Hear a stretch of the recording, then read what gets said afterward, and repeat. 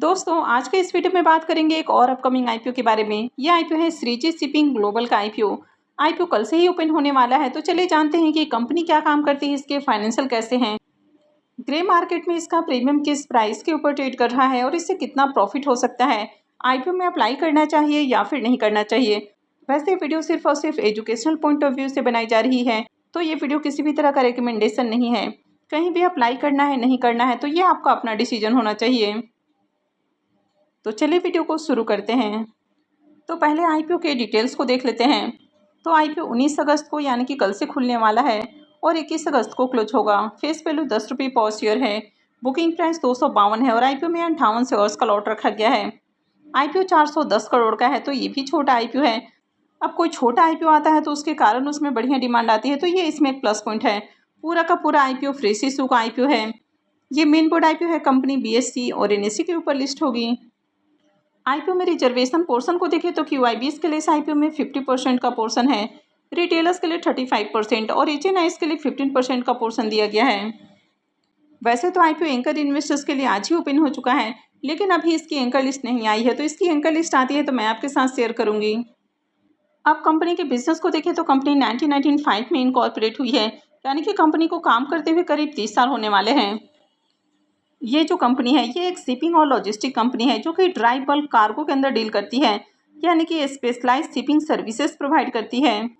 अब जो मिनरल्स है, ग्रेन्स है, फर्टिलाइजर है, तो इस तरह के जो कार्गो से सामान आते हैं तो इनको ड्राई बल्क कार्गो बोलते हैं। तो ये कंपनी 20 पोर्ट्स और जेटीज के अराउंड अपने सर्विसेज देती है, यानी कि वहाँ पर कंपनी शिपिंग और लॉजिस्टिक्स से रिलेटेड अपनी सर्विसेज देती है। तो कंपनी यहाँ पर कई अलग अलग तरह के सर्विसेज देती है, जैसे कि सबसे पहले आपने देखा कि कंपनी कार्गो हैंडलिंग करती है। इसके अलावा ट्रांसपोर्टेशन से रिलेटेड जो भी काम होता है, यानी कि ड्रॉप ऑफ सर्विसेज जैसे भी कंपनी सर्विसेज देती है। अब कार्गो के थ्रू जो भी सामान आता है तो वो दूसरे देश से आता है, तो वहाँ पर कस्टम क्लियरेंस जैसी सर्विसेज देनी होती है।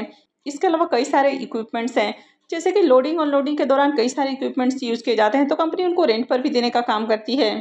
इसके अलावा इनके अदर ऑपरेशनल इनकम भी हैं, जैसे कि स्क्रैप वगैरह को भी सेल करके कंपनी रेवेन्यू जनरेट करती है।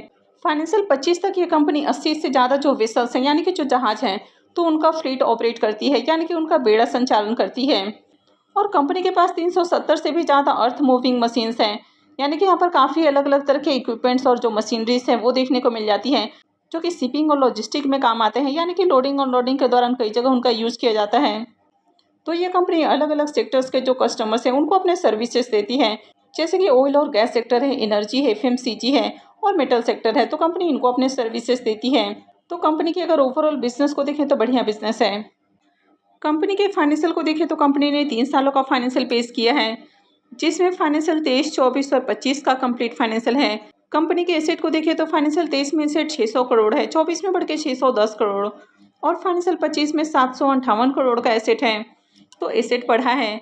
रेवेन्यू को देखें तो फाइनेंशियल 23 में इसका रेवेन्यू जहां 827 करोड़ है, 24 में 736 करोड़ और फाइनेंशियल 25 में 610 करोड़ का हो चुका है, यानी कि साल दर साल इसका जो रेवेन्यू है ये आपको घटते हुए देखने को मिल रहा है, तो ये इसमें एक नेगेटिव पॉइंट है। अब अगर इसके प्रॉफिट को देखें तो फाइनेंशियल 23 में इसका प्रॉफिट जहाँ 118 करोड़ है, 24 में बढ़ के 124 करोड़ और फाइनेंशियल 25 में 141 करोड़ का हो चुका है, तो इसका इनकम तो घट रहा है लेकिन प्रॉफिट इंक्रीज हो रहा है।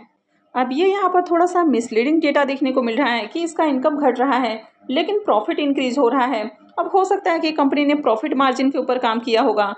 अगर रिजर्व को देखें तो फाइनेंशियल 23 में रिजर्व जहां 255 करोड़ है, 24 में बढ़ के 315 करोड़, लेकिन फाइनेंशियल 25 के अंदर देखें तो इसका रिजर्व घटा है और इसका रिजर्व 196 करोड़ का है। वैसे कंपनी के अगर कर्ज को देखें तो इसका कर्ज भी बढ़ा है, तो फाइनेंशियल 23 में कर्ज 175 करोड़ था, 24 में घट के 158 करोड़ हुआ, लेकिन फाइनेंशियल 25 में फिर से इंक्रीज हुआ है और 256 करोड़ का कर्ज है, तो कंपनी के ऊपर कर्ज ज़्यादा है। वैसे यहाँ पर कंपनी आईपीओ से जो फंड रेज करने वाली है तो उसमें से 23 करोड़ रुपए कर्ज के भुगतान के ऊपर खर्च करेगी, लेकिन इससे कंपनी के कर्ज ज़्यादा कम नहीं होने वाले हैं, यानी कि आगे भी कंपनी के ऊपर कर्ज थोड़ा ज़्यादा ही रहेगा। तो अगर ओवरऑल फाइनेंशियल को देखें तो अट्रैक्टिव फाइनेंशियल नहीं है। कंपनी का जो इनकम है वो लगातार घटते हुए देखने को मिला है और कंपनी के ऊपर कर्ज भी थोड़ा ज़्यादा है। कंपनी का मार्केट कैप 4105 करोड़ का है, यानी कि स्मॉल कैप साइज की कंपनी है। आरओई इसका 42.91 का है, तो आरओई शानदार है। आरओसी भी देखें तो 28.09 का है, तो ये भी काफ़ी अट्रैक्टिव है। डेट टू इक्विटी रेशियो 0.75 का है। तो कंपनी के ऊपर कर्ज थोड़ा ज़्यादा है। रिटर्न ऑन नेटवर्थ 42.91 का है, तो ये भी काफ़ी शानदार है। पैट मार्जिन 23.24 का है, तो पैट मार्जिन भी काफ़ी बढ़िया देखने को मिल रहा है। ईबिटा मार्जिन 33.03 का है, तो ये भी काफ़ी अच्छा है। अब कंपनी के अगर पी मल्टीपल को देखें तो पी मल्टीपल 26.16 का है, यानी कि प्राइस वाइज देखें तो यहाँ पर भी वैल्यूएशन थोड़ी हाई है।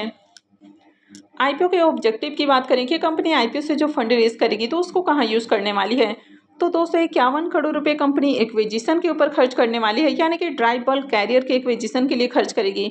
और 23 करोड़ रुपए कंपनी कर्ज के भुगतान के ऊपर खर्च करने वाली है, और बाकी का जो पैसा है वो जनरल कॉर्पोरेट पर्पस के लिए यूज किया जाएगा। आईपीओ में लॉट साइज को देखें तो 58 शेयर्स का एक लॉट है, और एक लॉट के ऊपर इन्वेस्टमेंट अमाउंट 14,616 रुपये रहने वाला है। तो आईपीओ में अगर आप रिटेल पोर्शन से अप्लाई करते हैं तो मिनिमम एक लॉट और मैक्सिमम 13 लॉट लगा सकते हैं। अब इस कंपनी में प्रमोटर्स की होल्डिंग को देखें तो अभी प्रमोटर्स का स्टेक 100% है, और आईपीओ लिस्टिंग के बाद प्रमोटर का जो स्टेक है वो 90% हो जाएगा। क्योंकि आगे भी कंपनी में प्रमोटर का स्टेक ज़्यादा ही रहने वाला है, यानी कि करीब 90% का रहेगा।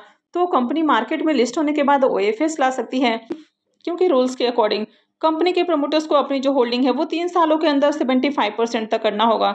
तो मार्केट में लिस्ट होने के बाद कंपनी ओएफएस ला सकती है। तो लिस्टिंग के बाद इस तरह की कंपनियों को होल्ड करना थोड़ा रिस्की हो सकता है। तो कोई भी कंपनी जब ओएफएस अनाउंस करती है तो जो मार्केट प्राइस उसका चल रहा होता है उससे डिस्काउंटेड प्राइस के ऊपर ओएफएस आता है। तो ये इसमें लॉन्ग टर्म इन्वेस्टर्स के लिए एक रिस्की पॉइंट है कि आगे भी कंपनी में प्रमोटर्स की जो होल्डिंग है वो 90% रहने वाली है। आईपीओ के शेड्यूल को देखें तो आईपीओ 19 अगस्त से ओपन हो रहा है, यानी कि कल से ही खुल रहा है, और 21 अगस्त को क्लोज होगा।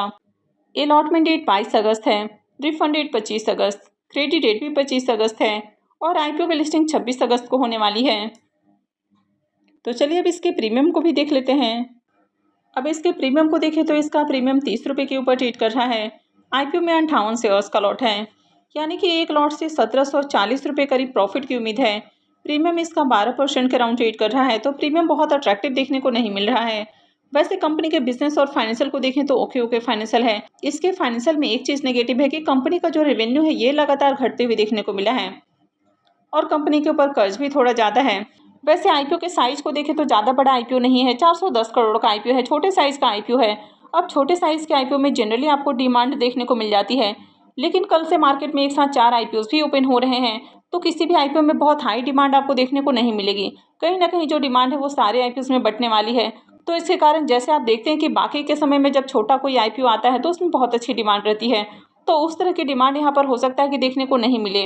अब जैसा कि मैंने आपको long term point of view से बताया कि थोड़ा रिस्की हो सकता है आईपीओ, क्योंकि जो प्रमोटर्स की होल्डिंग है आगे 90% रहने वाली है। तो लॉन्ग टर्म के लिए होल्ड करते हैं तो हमेशा एक डर रहेगा कि कभी भी कंपनी ओएफएस लेकर आ सकती है। वैसे अगर लिस्टिंग पॉइंट ऑफ व्यू से बात करें तो बहुत अट्रैक्टिव प्रीमियम नहीं है, तो आईपीओ में अप्लाई करने से पहले देख ले कि मार्केट में इसकी कैसी डिमांड है, और प्रीमियम में अगर तेजी देखने को मिलती है उसके बाद ही अप्लाई करना अच्छा रहेगा। वैसे ये वीडियो किसी भी तरह का रिकमेंडेशन नहीं है, तो अप्लाई करना है नहीं करना है तो ये आपका अपना डिसीजन होना चाहिए। और कहीं भी इन्वेस्टमेंट से पहले अपने फाइनेंशियल एडवाइजर से भी ज़रूर कंसल्ट करें। तो आई होप कि आपको वीडियो अच्छी लगी होगी। तो अगर आपने वीडियो को लाइक नहीं किया है तो वीडियो को लाइक कर दें, चैनल को भी सब्सक्राइब करके रखें, और वीडियो को अंत तक देखने के लिए आप सबका बहुत बहुत धन्यवाद।